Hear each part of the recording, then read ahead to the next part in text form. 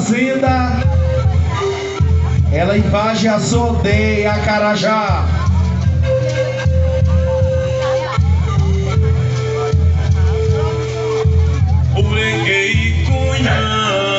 A Cunhamporanga da tribo indígena.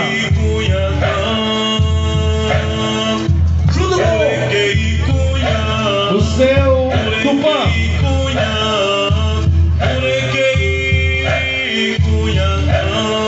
Márcia Regina.